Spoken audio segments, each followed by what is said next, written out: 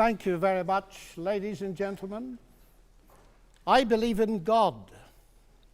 I believe in the supernatural God who created the heavens and the earth. I believe in a God who holds the heavens and the earth in existence. I believe that on the basis of rational evidence, similar to the beliefs held by the founders of this house, who gave this university the motto, Dominus Illuminatio Mea. They saw no contradiction between faith in God and the utmost excellence in rational inquiry. And if I dare mention my alma mater of Cambridge in this holy place, I would remind you that on the door of the Cavendish Laboratory in Cambridge are written the words, "Great are the works of the Lord, studied by all who delight in them." And as we look at the rise of science in the 16th and 17th centuries, Alfred North Whitehead and many others commented that men became scientific because they expected law in nature, and they expected law in nature because they believed in a lawgiver. So, ladies and gentlemen, I'm not ashamed of being both a scientist and a Christian, because arguably Christianity gave me my subject. What I am amazed at is that serious thinkers today continue to ask us to choose between God and science. That's like asking people to choose between Henry Ford and engineering as an explanation of the motor car.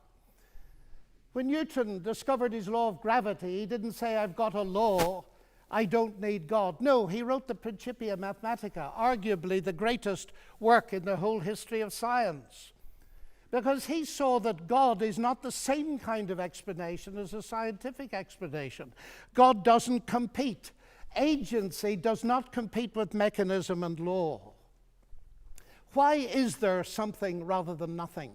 Alan Sandage, the brilliant cosmologist who became a Christian in his 50s, said God is the answer to that question. But people are now so desperate to show that the universe created itself from nothing, which seems to me to be an immediate oxymoron. If I say X created Y, I'm assuming the existence of X to explain the existence of Y. If I say X created X, I'm assuming the existence of X to explain the existence of X, which simply shows that nonsense remains nonsense even if high-powered scientists utter it.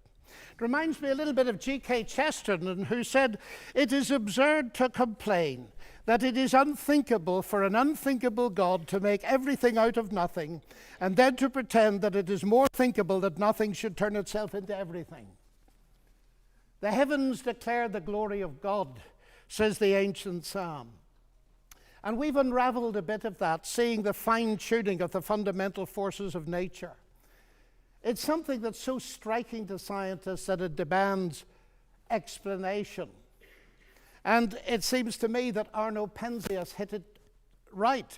He is the Nobel Prize winner who discovered the microwave background on which a lot of the evidence for the Big Bang is based. He said astronomy leads us to a unique event, a universe which was created out of nothing, one with the very delicate balance needed to provide exactly the right conditions required to permit life, and one which has an underlying, one might say, supernatural plan. But I want to come to what I think is one of the fundamental arguments for theism. I take it this house believes in reason. That's why we're all here. And as a scientist, I believe that the universe is rationally intelligible. That is something that has struck some of the geniuses of science as demanding an explanation. Einstein said the only incomprehensible thing about the universe is that it's comprehensible. And Wigner talked about the unreasonable effectiveness of mathematics. How is it that a mathematician thinking in her head in here can come up with equations that seem to fit the universe out there? Well, how is it indeed? Because the irony of the atheist position here is evident. My atheist friends, and I have many of them, tell me that the driving force of evolution, which eventually produced our human cognitive faculties, reason included, was not primarily concerned with truth at all, but with survival. And we all know, ladies and gentlemen, what has often happened and still happens to truth when individuals or commercial enterprises or nations feel themselves threatened and struggle for survival. A leading philosopher, Alvin Plantinga of Notre Dame, says if atheists are right that we are the product of mindless, unguided natural processes, then they have given us strong reason to doubt the reliability of human cognitive faculties, and therefore inevitably to doubt the validity of any belief that they produce, including their atheism. Their biology and their belief in naturalism would therefore appear to be at war with each other in a conflict that has nothing at all to do with God. Yet my atheist friends still insist that it is rational for them to believe that the evolution of human reason was not directed for the purpose of discovering truth. And yet, it is irrational for me to believe that human reason was designed and created by God to enable us to understand and believe the truth. Curious logic. By contrast with that, biblical theism asserts that ultimate reality is personal and intelligent, and the reason science works, and this was the motivating force that drove the great pioneers of science, is that the universe out there and the human mind in here that does the science are ultimately the product of the same intelligent divine mind. Human beings are made, we are told, in God's image, and that means that science can be done. That makes infinitely more sense to me as a scientist than atheism does. Now let me come briefly to ethics. Ethical behavior, like rational behavior, of course, does not itself require religious belief. This is consistent with the fact that humans are created in God's image as rational moral persons. But just as I suggest that rationality cannot be explained without the existence of God, so I dare to suggest that the existence of morality cannot be explained either.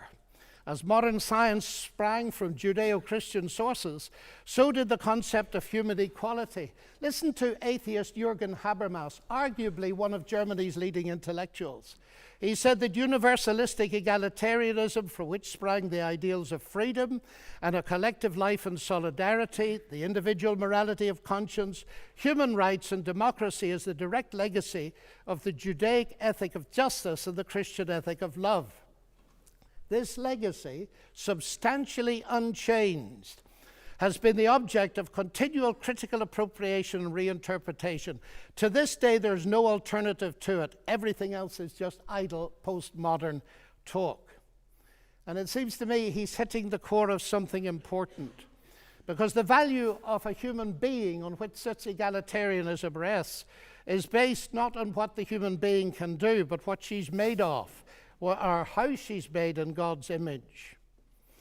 I never forget speaking on one of my many visits to Russia to a colleague in the Academy of Sciences.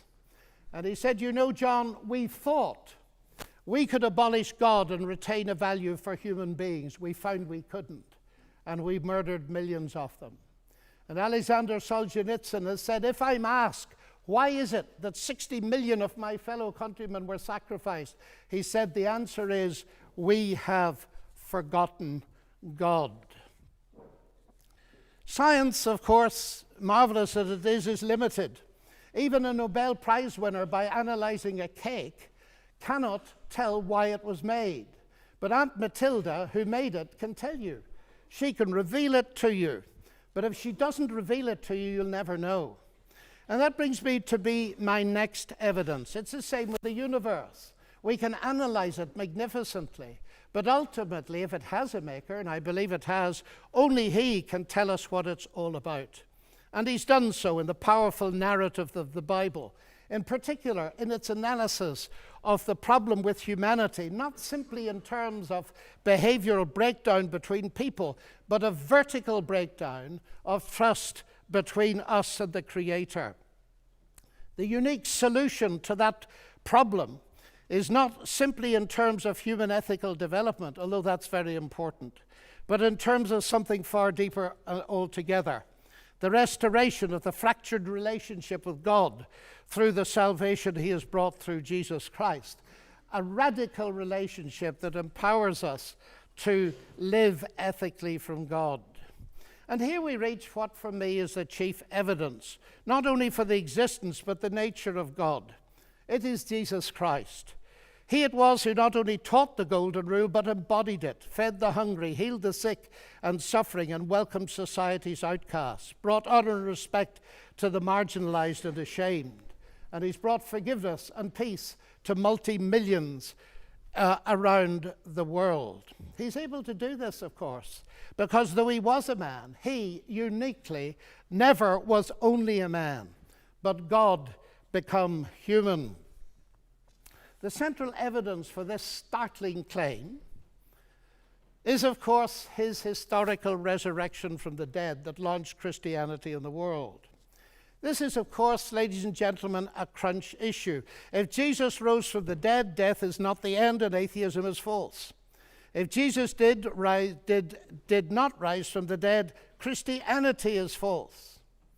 And I remember at Cambridge as a student listening to the brilliant Sir Norman Anderson, a legal expert, going through forensically the evidence from his legal perspective as a brilliant lawyer. And he said at the end of it, "The empty tomb, then, of Jesus forms a veritable rock on which all rationalistic theories of the resurrection dash themselves in vain." Just finally now, as I read the Bible, I do not only find intellectual satisfaction, but I find a great deal of that.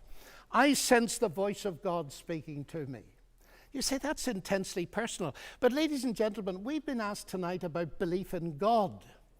And I want to strongly emphasize that God is not a theory, he's a person. And if the origination of me qua person is a personal God, then the most exciting thing really is there a possibility of getting to know God? And so I don't simply believe there is a God. I've come to know him and trust him. And I have strong reasons for doing so, because of Christ dying and rising again for me. And that has generated in me a sense of utterly unmerited forgiveness, acceptance, and peace that has enabled me to face the ugly side of my own nature and with God's help to do something about it. But it's enabled me to face something else. The hardest problem I face as a Christian is the problem of evil and pain. My niece getting a tumor at 22 that kills her. What do I say to my sister?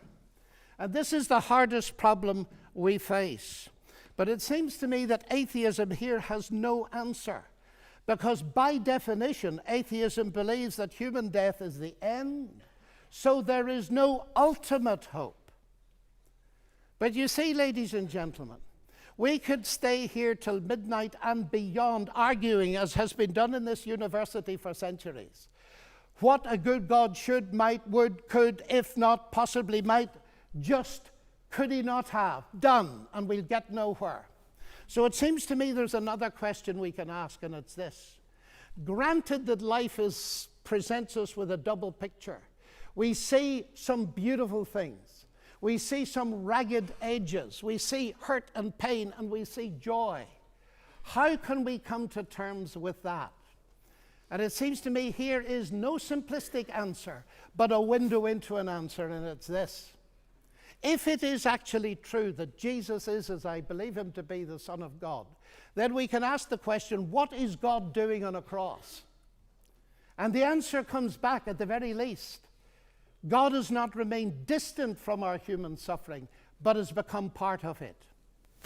And the other side of that is this. Because Jesus rose from the dead, he is going to be the ultimate judge. Now here's an irony, because atheism has no ultimate hope of justice by definition.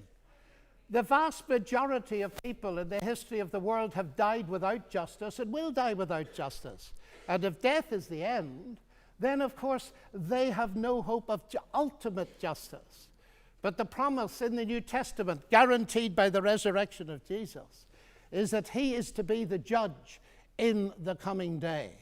So, ladies and gentlemen, those are some of the reasons why I believe that God is real and worthy to be trusted. Thank you.